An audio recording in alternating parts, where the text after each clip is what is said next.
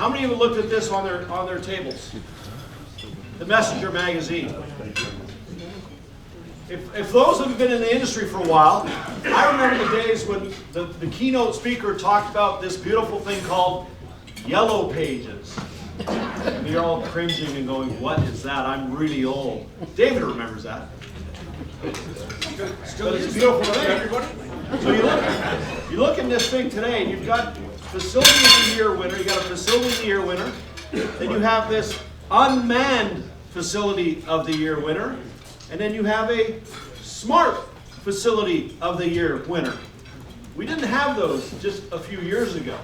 We've got all these different categories because you've got smart, unmanned, remote managed, you've got all these different things.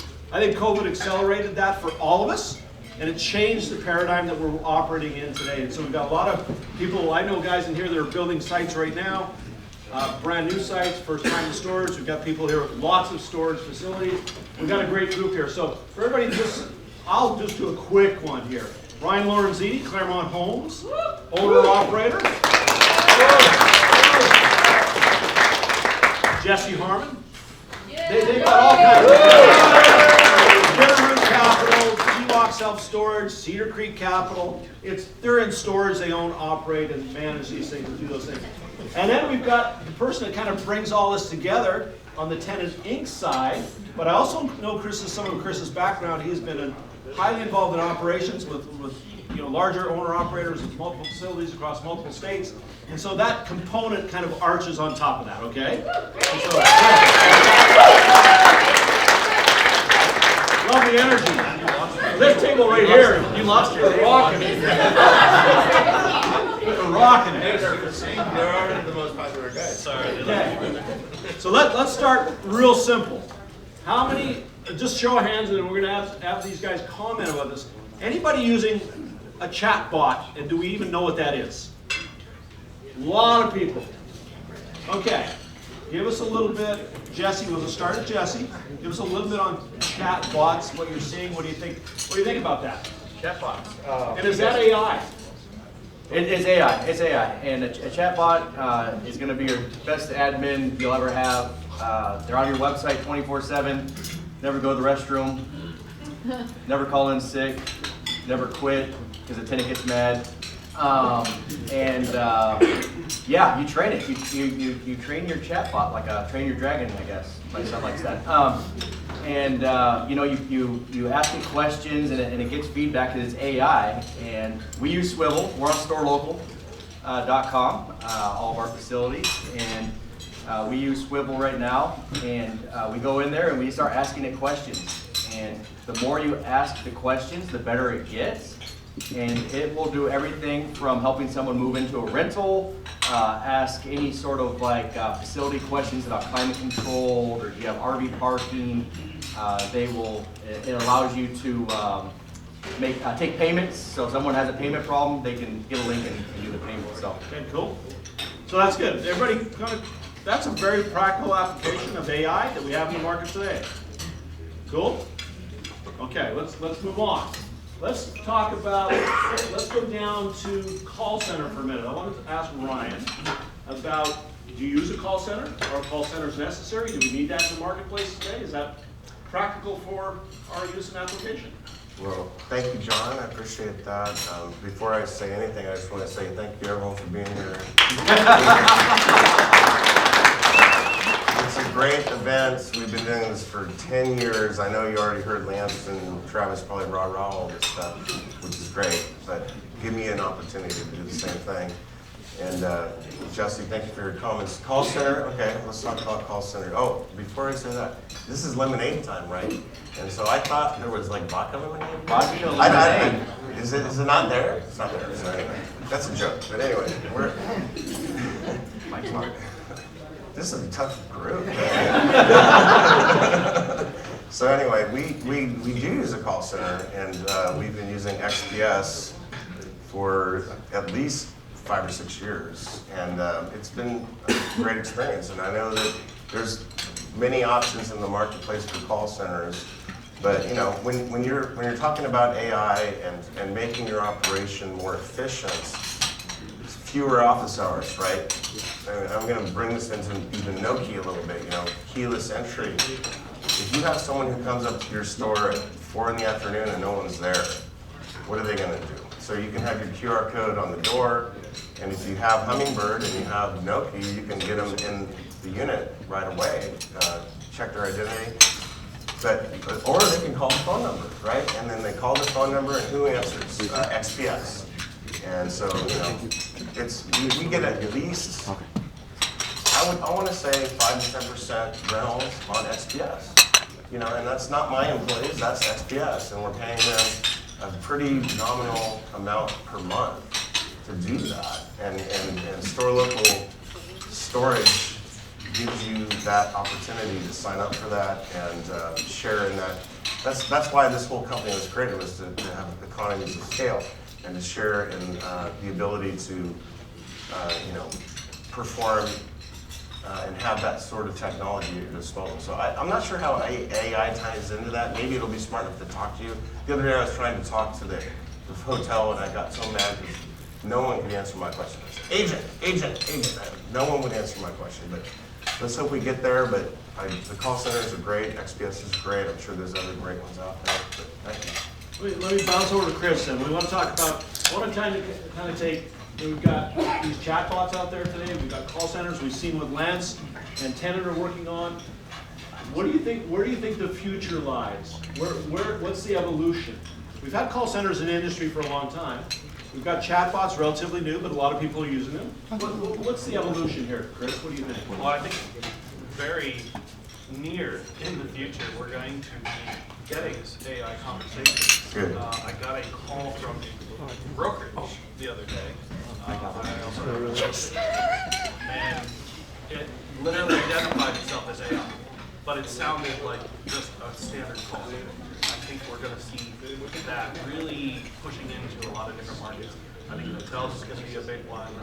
Airlines, I think that everything that we see in terms of what AI is going to come into, it's going to make that efficient for the process of somebody who needs help, like when you talk to chatbots. It's like, either they're never late, they're never sick, they can never answer your questions either because they're only trying to do what they can do until they learn what they learn. But I believe that even in a call center aspect, we're going to see more AI, not to say taking jobs, but utilizing our technology so that we can focus on more of the customers. I appreciate that. So I want to kind of stay on the operations theme for a minute, and then maybe we'll move to tenants and onboarding and some other things. But on the operations side, when you have multiple properties, is there an emphasis today, because of some of the lemons we have in the marketplace, cost of labor is up, good people are harder to find, some of those elements, are you deploying technology to, I'll call it, functionalize and rationalize the footprint you may have in the marketplace for the number of employees and the OpEx you have to spend for those employees? Are you using technology to drive any of that? Let's go back to Ryan. No, I was pointing to Jesse. We'll go to Jesse. Yeah, no, definitely we are. We have 25 properties in 8 states, and everything from Central Time to Pacific Standard Time, and we're leveraging technology to allow our managers to have, through Hummingbird, access to all of our facilities. So we are actually able to extend call hours of a tenant calling into our facilities by an hour Central Time, I guess 2 hours, so 2 hours from Pacific Standard Time to Central Standard Time, and vice versa. If they call into the facility, one of our managers can actually help them without it going to XPS and a call center rep who's not really on brand with what we're trying to do. So we do use XPS, like Ryan says, for some of those, but like when it comes into move-ins or someone has something at that facility, we believe our managers, with all of our in-house training, can better perform the tasks over the phone than having a call center rep. And it's all about that, creating retention with your customers. We're talking about like rent raises and stuff. If people have positive experiences and they get hit with that rent raise, they may be more inclined to stay with you than if they've had some bad experiences and then they get that $100 rent raise that Ryan likes to do. 9%. I love that. All day long, 9%. Excellent, But- exactly. So can I piggyback on that real quick? Yeah, let's piggyback on that. So, I like what Jesse said, and I agree. The reason I wanted him to speak first is because this guy works for AJ Osborne, everyone knows. And have you ever looked at his Instagram page? It's like his face, like every single, it's like, okay, enough content, AJ, thank you. But He's doing real well, man. Yeah. he is. But these guys, I don't know, how many stores is it? 25. 25 stores. So he said, large operator. I'm not a large operator. Okay, I got 6. So I guess that's kind of the point, though, is why are we here? We're creating this technology to allow independent small operators to compete, right? And so that is really, and so these guys are doing stuff that's pretty sophisticated, and we are too. But if you're just a 1-store or 5-store operator, this technology will allow you to compete with the REITs. It's almost better than what they have. It's at least equal. So that's what I wanted to say, and I think that's kind of why we're here. It's for small operators, and that's technology's we're gonna leverage that, right? Yep. We're gonna leverage that, and it's gonna help the small guys to compete with the big guys. So that's what I want to say. Appreciate that. Let's stay on operations for a minute. I'm going to jump to Chris. I want to talk a little bit about, there's a trend, we can call it a trend. Extra Space just spent $550 million buying a company in the Midwest that basically remote manages 101 or 102 sites. StoreQuest has moved to a multi-brand model that also has some remote sites in it. I've seen hub and spoke models coming into existence and things like that. Tell me where remote management plays in, and how does that work on the software side with Tenant, and what does that look like, and how does that help do those kinds of models that seem to be emerging in the marketplace? That was a lot of questions all at once. That is a lot of questions. Well, we got 3 of us. So. We'll load it Let up. Jesse answer the rest, and I'll just I think technology is helping us fill gaps, right? Like what we're doing to compete with the REITs, especially with what Hummingbird can provide you and the development plan that's in place. Previously, I had converted my entire operation to a remote management model, and we were trying to build out all the different ways to do it. Going to ISS conferences and SSA conferences and seeing what everybody's doing, trying to figure out what's the right way to do things. And it's preference, it's market, it's really what you want to do. But all of the technology that we have now is allowing us as a 1-store operator, 6-store operator, 100-store operator to choose how we want to do it and be very particular about which locations you want to do that at, so that you can customize your vertical platform to match everything. I was doing kiosks at one point, which I think was not necessarily the best idea because your phone is your mobile kiosk, but the technology being able to provide to your customers the reduced friction really increases your odds of providing better service, getting better rates, selling better, 2-step close, 2-step rental. So that's what I've been. Let's move. I want to kind of move to the tenant now, or the potential tenant. Let's talk about onboarding a little bit. Let's talk about the customer experience. How is that enhanced with technologies that you're using today, and what we may be using in the near future? Let's start. We'll start with Jesse. Jesse's leaning to Ryan. He's giving Ryan. I can speak to this. Yeah.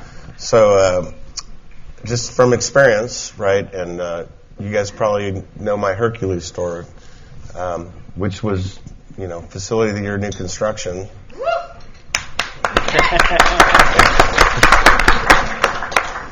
But no, so that one we did it up. Technology, it's got the smart locks, it's got Hummingbird, and so my other 3 are more traditional padlocks. Everyone's familiar with that. But I'm looking at the numbers and I'm saying to myself, wow, this is cool. It's like we're moving in like 10% of our people after hours. And I think I might have said that before, but it's a number. It's like that's a metric that's meaningful.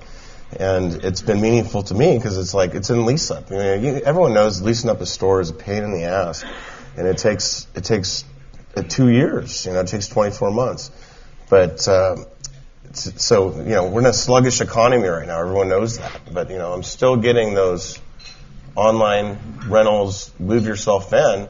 Not to mention, I'm just waiting until we're stable. It's like, I'm going to cut those office hours back, We're going to save, I probably need one fewer employee at that store. That's like $50,000, $60,000 of expenses you're saving just from installing a few extra little technology. It's not that expensive.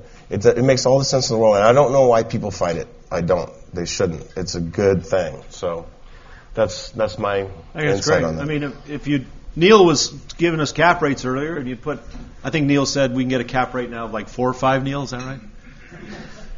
That sounds like bullshit to me, but And you take that $50,000 on your NOI and you put it to your cap rate, your property's a lot more valuable. 5.5, 6. Yeah. I don't know. In a hurry. Jesse, do you want to add to that? No, I agree exactly with what Ryan was saying. And, we utilize QR codes. We're utilizing Live Switch at a few of our properties now. We're beta testing that to roll it out to our entire portfolio. Move outs, right? Someone can come on, move out without having a manager there. Allows them to take a video, shows that they cleaned out the unit, they swept it, broomed it, brushed it out with a broom. And they can upload the video through Live Switch to us. We put it into Hummingbird. It's in their account. Bam. And again, with the move-in process, we're not as fortunate to have. We don't have as many Noki doors as Ryan does, but we plant. Well, you have a lot of doors in that one place. But we do have some Noki, and it works great. And we do allow people to rent online, and a plug for Tenant's digital marketing team. I mean, they have totally crushed it for us to get people not only to our website, but then to convert on the website. And those conversions, again, it's all technology driven. They're doing everything online. They don't have to talk to a manager unless they decide to do the visual ID in the office. But we've gone the cheap Noki route, we call it. We put a green tag on the door, and they can just rip it off and store their stuff. We have to have a little bit of confidence and trust with that, but so far it's working. But technology is allowing. Is that idea? That was your idea. I don't know whose idea it was, but it was someone's idea. But the technology stack that we're utilizing right now with Hummingbird and Mariposa and everything is just allowing us to do so much more than we ever were able to do with other systems. So, Chris, Jesse mentioned Live Switch and he mentioned Swivel. I want to how many people are using Live Switch or Swivel? We've got a few. Okay. I think you understand what both those, the practical application we're using in storage today for those. We just make sure everybody kind of understands those two in particular. Well, Swivel is great because, again, you're filling gaps with your technology because you want to be able to accommodate your customer at any hour that they want to be accommodated, right? So, and then Live Switch, it's a fantastic piece to virtually be present with your customer. Right, so you want to be able to provide the best service that you can, give them the best experience that you can, and I would say even 5 to 7 to 10 years from now, Amazon's going to be doing this way different, and we're going to start copying that.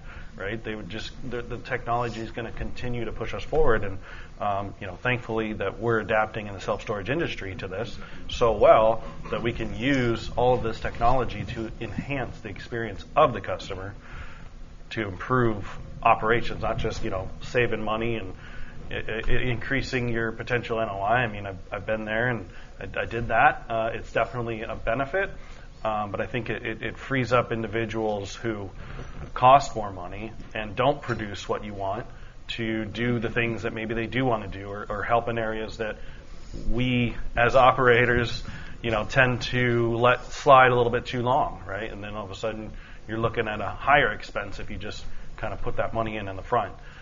So those pieces of technology have definitely improved the customer experience. Can I just jump in real quick? Yeah. I like what Chris said about customer experience, and you guys have probably seen me talk about this 100 times, but saving money is great, but you have to have a great customer experience. That really is your goal, and if you give everyone every option, it's I want to talk to someone, I want to use my phone, I want to use an XPS call center. Just give them the options, give them all the options, and you'll get more customers. They'll appreciate it, And that's just the truth. I don't know how else to say it. So, I mean, that's why we're here. We're providing all those options to everyone, and I encourage everyone to explore those. Not just letting it take take the responsibility of the customer experience for us, but improve our employees' abilities to provide a better experience as well. So when you got Swivel doing automated chat, and then you're on the back end able to help. The same with LifeSwitch, right? You're right there. You can be present right there with your customer at any given time. Is anybody using LiveSwitch for the tenant to provide data and feedback? I think Renee. We are. That's the second time you've done that today. Oh, yeah. We're using it the same way. So Jesse No, well, no, go ahead, Renee. You tell us. You tell us how you're. Renee, get up here. You want my mic? I'll go sit down. Come on up. So we created big QR codes, at one property, which is trying it. Created QR codes, and we just say have a problem or have a question, you need help. We have hours that they can be helped, and the customer can just use their QR or scan a QR code, and then have a conversation with our call center agents right then and there. They can show them the problem, engage, whatever, and our call center agent will walk them through whatever problem they have in real time. Thank you. Are you using it differently at all? No, that's we're doing the same thing. We don't have a call center. We have a virtual manager in our home office, he gets all the calls, and same thing. It's just a live agent that he's been a facility manager for us at one of our local facilities for about 3 years, and really well spoken. So we're trying out with him, and it's been great. Well, let's switch to employees for a minute. Chris mentioned employees, which are always critical and very important, and having well-trained employees. Are any of you executing any AI apps or features that are out in the marketplace, like Firefly or Gong and some of those, to help your employees be better, make them better trained, doing different things? I can't say that I had implemented anything like that. However, I was having a conversation yesterday, I think, with Dane, and we were talking about how it would just be so much better if AI can simplify my life, organize my files, find data and information for me, do everything that is so tedious that everybody procrastinates and doesn't want to do, let it do it for me so that I can focus my time more on, again, people or other things that are just more valuable to spend my time on. Okay. I want to add one thing that I sat in a meeting with some storage operators earlier this week, and I noticed on the chat we were on a Teams call, and there was another party on the Teams call that was not a party that I had invited, and it said Firefly. And what they were doing, it's a note-taking AI tool, because we were talking about some construction process and some other things, and he didn't want to miss anything, so that thing actually takes notes for him, condenses the notes, gives him the highlights, and provides the data back to him in a synopsized, format, such that he can move forward with the progress of his project. Because we had different construction people on and general contractors and things like that, and he was at times it's a struggle to keep track of all of those executables, and so he's using AI as a personal productivity tool. Dane, yes. I want to add on to what he said. I think what cool that once we can have our own enterprise chat GPTs or LLMs or whatever they call them is it'd be nice if you basically use Hummingbird's API, you're feeding all that data out, and that's able to give you a brief summary of what it's seeing at your property, in written form. Or even for investor communications, it can say, hey, I noticed your delinquency is creeping up. You're usually at this price per square foot. That's been eroding. There's a lot of insights that, these models can glean and provide out that would typically take a human looking through all these different reports to conclude. It's able to look at all that data and actually come to, and it could be wrong too, right? You still need somebody driving the ship or whatever. But I think that's going to be one of the cooler things that you're gonna see come out of this for a lot of analysis on properties. Is it's going to be done to maybe it gets it 95% of the way there, and now you have something you can send out to your investor that's really short and gives and that comes back to getting all your data in one place. Tenant's been doing a great job of combining the marketing and like operating data, because those aren't always together, right? You got your website, you got Google Analytics, and you got your operating software, and never the two shall meet, right? Well, they bridge that connection, and now you have those things in one place. If you can get your accounting data in one place too, the insights that these could glean are just going to be incredible for us. And they could even raise alarms based on certain criteria and be doing a lot of things that you typically have like an analyst doing, essentially. So I think that's kind of a cool thing that I think we'll see in the next couple of years. I think we're close to that today. I'm going to show one thing to the group and the panel. You bring up a great point. I think AI has this ability to aggregate data and give you product if you put the right data in it. This is a storage operator that's not in this room. I am sharing this with their permission. I'm just going to do a little brief. I just want you guys to see this quickly. It's very interesting. It goes very fast, so you're going to have to listen. Hopefully, it'll come through the microphone well. Let me steal it. And is this one on now? Okay, perfect. Thank you. This is an operator out of just a few miles north of here. What does his hat say? Briefly showcases how this will streamline our operation and aid in our decision-making process. So I'm going to go through this quickly, but I'll guide you through this. So here I'm just opening up a very simple Google browser, and I'm going to search my facility, Trojan Storage of Burbank. I'm going to use the mapping feature. Now the business profile on the left shows up, and I'm going to use the nearby feature and search for self-storage. This is going to show me all the self-storages that are very close to my, again, Trojan Storage of Burbank facility. So I'm going to pick on one here. Let's pick on public storage. I'm going to open up their web page, and as you can see, everything here, all their information. And in lieu of having a manually transcribe any of this, I'm just going to capture the URL, and I'm going to jump to ChatGPT here, and I'm using the Scraper plugin, as I had mentioned before. You'll find that in the store. You simply type Scraper, and the first thing I'm going to type is using this URL, make a table of the unit sizes, standard pricing, promotional pricing, and any other features that may be relevant to you. And you can see right away, it pulls that information, it scripts the entire page, and it immediately starts creating a table. Unit sizes, standard pricing, promotional pricing, even list features and amenities, and how to calculate dollar per square footage. Now, dollar per square footage is not listed on their site, but it can actually do the calculation for you. So in lieu of having to do this process over and over, in this next prompt, I actually just speeded several URLs at once. And I said, using these additional URLs, combine all the data into a single table, listing the facility name, again, unit sizes, pricing, features and amenities, as well as the dollar per square footage. And you can see right away it goes straight to work.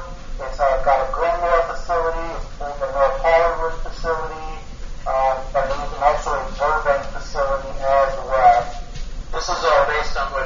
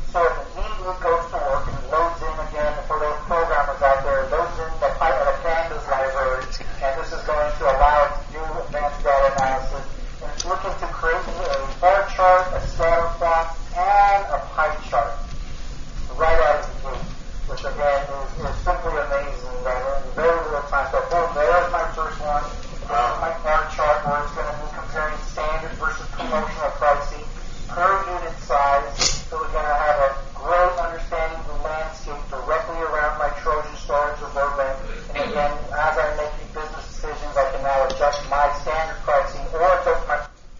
So you get the idea. Do you guys still want to see that? Can I just say something really quick? So that was all done in Chat GTP. With one guy. Go ahead, Ron. I was just going to say, like, I've never seen that before, honestly, and I want to go do it right now, you know. And I think everyone in the room is thinking the same thing, right? I mean, I've never done that before. So, I mean, this is why we're here. I mean, and you know, they asked me, hey, you want to talk about AI? I was like, I mean, I'm kind of using it, but Gabe's not here, is he? No, Gabe's not here. Okay. But that's Gabe Luna. He's a super smart guy, and I mean, he works with the CSSA. I'm sure he'd be happy to talk to anyone about this if you need help, you know. And Jesse and I are both like, we have to go do this right now, you know. So we're going to talk to Gabe, but no, that is powerful. I mean, that empowers small operators, right? I mean, that's an employee right there. That's an employee doing that work, and that I don't want to like kick anyone's jobs out or anything, but it's like, no, this is the future. This is what's happening. You have to embrace it. You have to leverage it. It's just going to make us more efficient. And for a small operator, Jesse's got, you know, I don't know how many analysts they have over there. Or Gabe's got analysts. I don't have analysts. I only have 6 stores. I'm the analyst, right? So that's going to help me, and that's going to help you. So I'm the analyst too, Ryan. Well, just all right. So apparently they don't have as many employees as I thought. Some of that was pre-canned, so he was not. It's not that fast, but we had to do that for this video. But he is doing that. They're making that happen in a you know, on a daily basis almost, and so they're using the tools that are available in the marketplace, some of which are free, some of which you pay for, to create that kind of analysis. Create the scatter charts, the pie charts, and various things, and see what's really happening around them based on, you know, ChatGTP, Google, and some data that they can input. So, you know, I think what we've seen this week, or not this week, the last day and a half, 2 days, you know, all of this is feeding into this ability to have data, to Dane's point, these different disparate data points come together and give us an actionable item that we can take action on. So I think that's pretty cool. Absolutely. All right. Yeah, real quick. Yeah. Anyone here want to learn more about ChatGPT? If you do, make a burner account on Twitter or X. Search AI cheat sheet, and they will flood your feed with all these guys who have cheat sheets. Sign up with a burner email so they don't get your email. They will send you all of these prompts. I literally have probably 10,000 prompts saved in bookmarks that is everything from mortgage calculators, resume stuff, LinkedIn, social, all these different prompts when you want to do anything that are already built in for you. And like this type of stuff will be starting to be put into those prompts. And the more that you can leverage just AI in general, it's definitely the future. Like, you'll be left behind if you don't start now. The big black box that was on the screen for a minute, those were the prompts that he put together, so that, you know, so we know what that means in a sense. So that's going to be out there. Chris, you had a comment? I was just going to say, when you talk about like AI and everything that tools and technology can do for us, it's different than the application, which I think is the point of this, right? It's the innovation of what you can do with it. And when you're not innovative, it's a pointless tool. But when you're innovative, like something like that, and seeing it live applied, like that just blew my mind. Yeah, it's pretty cool. Yeah, very cool. And he's doing some cool stuff. All right, let's talk about some more practical things like maintenance. Does technology play in maintenance? Jesse? Yeah. Me? Sure. Yeah, I'll talk. No, definitely it does. And not only does it help with maintenance, but it helps with the physical assets so you don't have all the maintenance bills. Like when you're looking at climate control, like AI, Internet of Things, it will be able to monitor your climate control based on the actual temperature outside versus what's inside and adjust your temperatures based on no one even looking at it. It's just going to be running in the background. same thing. We've heard Lance talk this last couple days about AI cameras.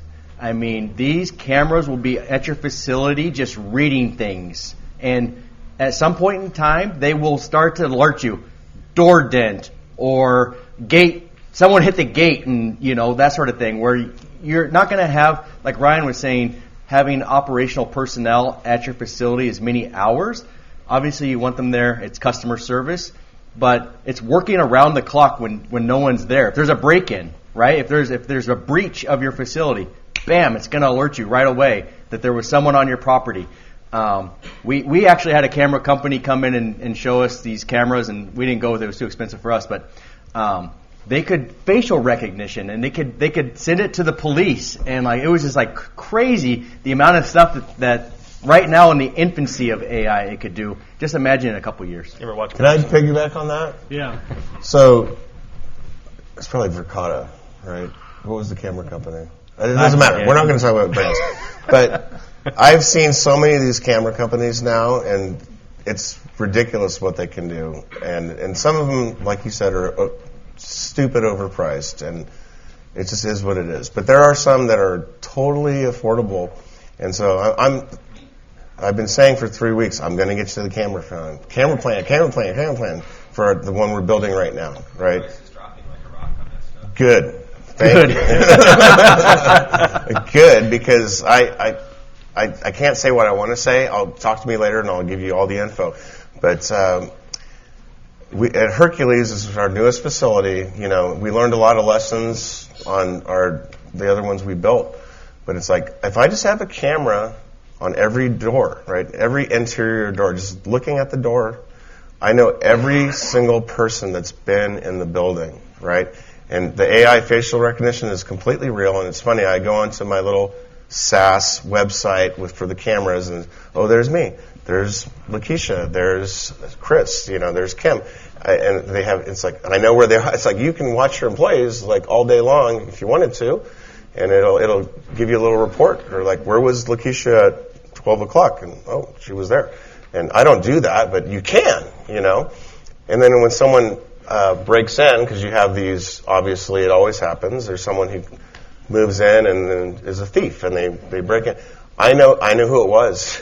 You know how many times we caught people because of those cameras, and basically the police come get them, and we get our money back, and they go basically spend a night in jail. It happens a lot, actually, more than I'd like to admit, but it does happen, and it's great.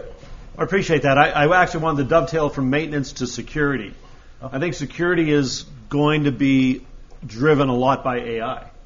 Mm-hmm. And I think we're going to see significant security enhancements across the board.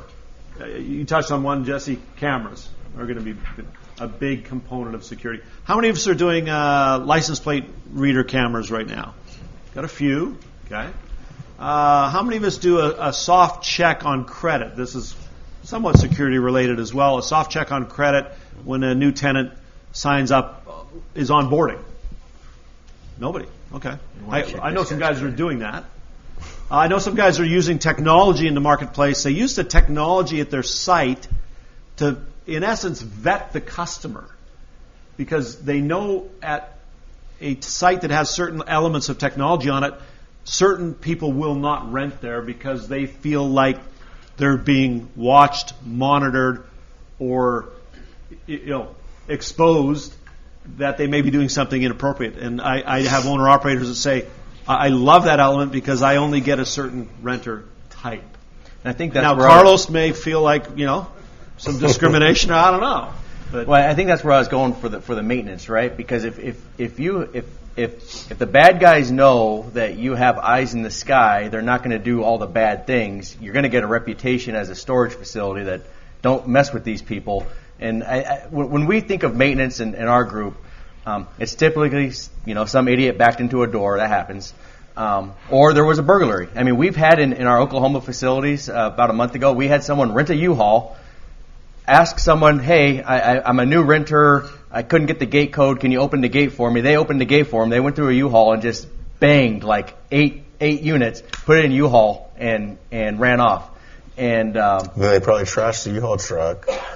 and burn Yeah, out the and, road and, somewhere, and it right? happens, right? And we had like 3 cameras on site, and we've been trying to get cameras, but we didn't get cameras for this. It's a new acquisition, but we were able to at least get the license plate from the U-Haul, and I hope the guy goes to jail for 24 hours, but who knows? But yeah, right? I mean, So yeah, I think security becomes Yeah. a big element, and I think the technology can help, obviously, vet people, but also provide the security so you get the renter type that you want Yeah. on the property. So we've touched operations, maintenance, security. Let's talk a little bit more about onboarding and the tenant experience. Where are those enhancements with potential technology pieces that we have today? What are you seeing, Ryan? You're using some cool onboarding stuff, and a lot of it's related to Hummingbird and what we've got going on here. But tell me about that experience for the tenant, because all obviously those are the guys that pay our bills. Yeah, I was going to defer this to Jesse again, but because when he talks, I think of things. He makes me think. But no, so the best example I have is our newest store, still in lease up, right? Hercules, 75%. It's almost 2 years, but lease up is hard. Everyone knows that, right? But so I kind of said it earlier. Just give everyone as many channels as possible, right? And so here at Storelocal Storage, we have the tenant interface, right, which is like a kiosk in the room, and your phone is a kiosk too, right? Just give them all those tools, and people are just happy, It's like people tell us, "Oh, that's so cool that I can just rent a unit standing out front of the facility." What's up, Lance? Well, one area that you all touch AI with in our product is the that is on. Sort of. There we go. Is the facial recognition, biometrics, analyzing the documents, when people are, it's KYC, know your customer, or onboarding. So when they come in, the system is doing that. It's a combination of, a selfie and an image that you're capturing of your license or any sort of government issued ID. Yeah. And there's a lot of AI behind that, not only streamlining the process, but giving us so much data about our customer that we can later analyze in things like we're going to look at this afternoon. So thank you, Lance. I mean, because we got to bring it back to the subject, which is the AI, right? Which is what we're really trying to talk about. And it's really new for all of us. And so, it's new for Jesse, it's new for Chris, it's new for me, it's probably new for everyone. That's why when they asked me to do this, I was like, I'm trying to do these things, but I'm not sure how to effectively and efficiently do it the best, optimize it. And we're learning that I'll now. help you. You're going to help me. So, and Jesse will just call him, right? Well, and I think with onboarding, right, the first thing is getting the prospect in the lead. And what AI is doing, and I sent this to some of my comrades, I think either last week or this week, Renee and Nikki over at Tenant, was Google is starting to incorporate AI into their PPC stack to optimize your ads. They're going to automatically pull images from your website that are the best liked by viewing all this stuff, right? It was like a playbook on it, and that's going to allow. At the end of the day, onboarding comes to best when there's frictionless. Lower the barriers. We've heard from Tenant in the last couple of days, like a 2-click rental. I called Taneha one time about 2 months ago, and I was like, can I just ask for a name, of email, and a credit card? Like, that's all I really care about, to be honest with you. And she helped a little bit. I think we got a little bit more, but we took off a bunch of stuff. I mean, we were asking, and Lance is right. I mean, we're asking for the serial number on the motor of a boat, and I was like, why are we asking for this stuff during the onboarding process? What's that going to help? And so the more that we can just create that frictionless barrier to rent, technology is going to pave that way. People don't want to really interact with people anymore. It's really weird. COVID put this weird thing on people, and people just want to be in their PJs at 10 p.m. Their better half saying that they need to get a storage unit, and they're like, fine, storage near me, rent now, I'll do it tomorrow. And the more that we can allow people to do that without having to come in, see the manager during operating hours, bring your firstborn and bring your ID, your social security number. We were asking for social security numbers. I was like, why do we want this PII data? If they're military. And again, technology, when people start to do this online, we have to protect their data. 20 years ago, there was a key and files where we had all this stuff. Now it's all online, and technology is going to allow us to keep that PII data without being breached out and having class actions and all that fun I agree. stuff. So I've been flashing up some websites. You've seen them. I kind of want Chris to comment on this. So let me just kind of flow through these. That's not the one I want. So this one. These are just examples, okay? Why rent a storage unit online? They're explaining the process, and then they walk you through it. Here's one. They just say smart storage. Here's another one. Self-service self-storage. Got a lot of selves. Self. Here's another one. Your smartphone managed storage. So, is this the panacea? Is it all here? Thank you, Walmart, for making me, do my own cashiering labor. When are they going to start paying me for that? But now you can do it straight from your phone. I don't know if you know that you have a subscription now. You can wander through grocery stores, Walmart, wherever, and you can just cash out on your phone. Was it Sam's Club recently? It's like you could just sit there and just scan everything, and then you walk out the door. It's like, this self-service, essentially overhaul of everything that we do is what people want. They prefer it. They like it. We don't interact anymore. Our heads are down in our phones now, and everything that we want to do, we want to be able to do ourselves. And we asked for it, right? So now we're paying for it, essentially, because now I've got to cash out my own groceries, and I've got to, make my own purchases, and I want AI to actually just go ahead and take it out of my brain. You're already reading everything I say and do anyway. Why not just take it straight from my brain and order what I need? I'm almost out of coffee pods. Amazon, Alexa does it for you. You could just easily self-serve everything. But when's the point I don't even have to say it? There we go. Tomorrow. Can I Neuralink. I want to say Neuralink. Yeah. Ryan's going to add a comment to that, and then we're going to jump to another piece. This is quick, but Chris, everything you said is completely true. I don't get it personally. Maybe I'm too old now, and I can't believe I'm saying that, but Gen X, do you really get this? You go to McDonald's, you have to order on a kiosk. I'm like, I hate this. Stupid. Starbucks, everyone on the mobiles, I'm like, I'm just going to order from the person. Can I pay cash? No, you can't. It's stupid, but it is what it is. And so we have to deal with it. It's the rule now. That's apparently all these young people like it, so fine. More people wanted it that doesn't want it. Well, I don't get it, but that's where we are. Real quick, I read the case study on McDonald's. They figured out people who order on their kiosks spend more. There's a reason behind it. Data. It's AI data. Yeah, right? spend more time trying to order. Analysis problem. That when someone's ordering over, they say, okay, yeah, what do you want? And they order two things. But one thing, they're like, yeah, I will add the sundae because no one knows I'm getting the sundae, right? They know that people spend more money on the kiosks. So visualization. I don't want to steal anything. Virtual reality. Are we going? We can go there. I know I'm going to get the cutoff here in a minute. So I want to just 4 minutes. I just want to open up. Does anyone have questions for our panel? Ask him. Ask him. Any comments, questions? Dane and Renee have had great comments. Others that would like to add to this subject, because we want this to be interactive. So any thoughts, comments? Here we go. Thank you.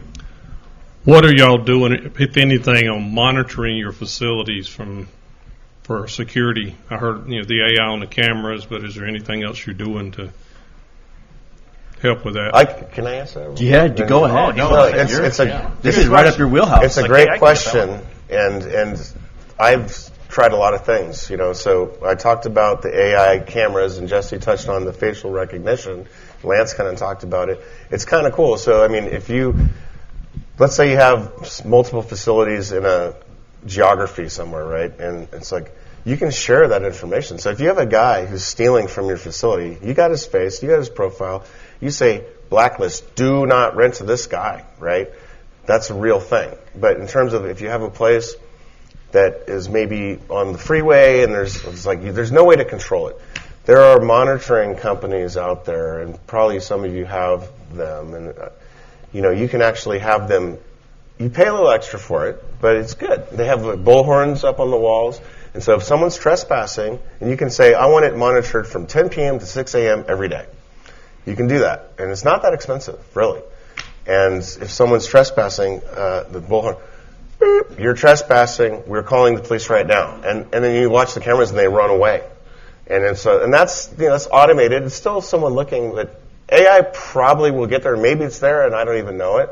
But I think that's where we're headed, and it's not really that expensive to do. So, it's market to market. I got stores where I don't need that. Cameras, access control, the whole monitoring of everything. I mean, just no key in general. Yeah, no key will. It's all available right now. Scott's got a question. Ryan, we've actually used that video fight product with Securitas up in Sacramento and the beautiful town of North Highlands, and it works really well. I wanted to get the three of you to comment on the idea of charging back credit card fees to the tenants over time. We're seeing a lot more of that. I think that's a Lance question, right? No, we don't want to ask Lance that. He already weighed in on it. I'm interested in what you guys are thinking. We're seeing it a lot more in all kinds of different places that we're being charged back our credit card fees. And I was wondering if you guys thought that was going to be a thing where we might start charging back our tenants over time for the credit card fees. Short answer, I don't. I think it's going to cause a lot more friction with your customer. I think that everyone expects to be able to use a card and not pay for it. I think you build it into the rent, Scott. Because he said it perfectly. You just want frictionless. And the minute you start adding fees on for someone moving in, it's just they're going to push back. So just make it more expensive.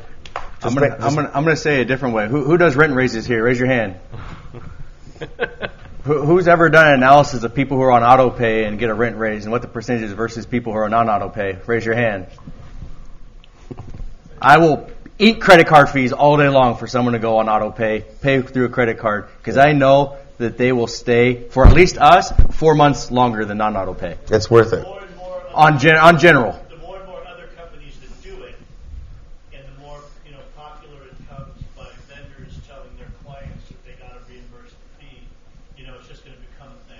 I think that's moving backwards. Yeah. It's moving backwards. And I'm not a lawyer, but I've had legal counsel on this, and I was a head of marketing for a very large public hospitality company, and you can't. It's pretty much illegal to charge merchant fees. You can call it a convenience fee if you want, and it's probably a convenience fee, right? But how many people are going to walk in there and say, you know what, GMC, maybe I'll just go down to the local car dealer or the local mechanic and have my wheels rotated or whatnot? Again, the more that we can create that lead funnel, get people to. If a 2% is going to kill your business model, that to me is just up your prices. I actually think the trend is the opposite way, and Amazon has changed it. There might be a few guys who can try to do that, but again, the only place I really see it is when you're trying to pay the government's rate because you're captured, right? Or it seems like everywhere. Like the DMV, where else are you going to go, right? One click, right, and you don't have to pay the charge. They want you to have a credit card on file, but now everybody has to free ship. Everybody, Best Buy, everybody had to now free ship. It's going the opposite direction actually. Yeah, that's what for convenience and frictionless payment. How about sign up for auto pay, or there's an inconvenience fee? You're actually not allowed to surcharge debit cards. The law is very state to state. Surcharge credit cards, but unless you're getting pretty complicated in your tech and checking all the bins, which is possible if you have to invest in that. You're going to look to someone like us to do that. You don't know at that time if you're paying for it. They only use Visa card. Yeah. So it's more complicated problem. Gets hairy, right? Yeah. If I'm a contractor, you're actually supposed to surcharge the interchange, which is not what you're paying. Right. You're paying the merchant fee. Yeah, the merchant fee. I can go down a big rabbit hole. Round of applause for the panel.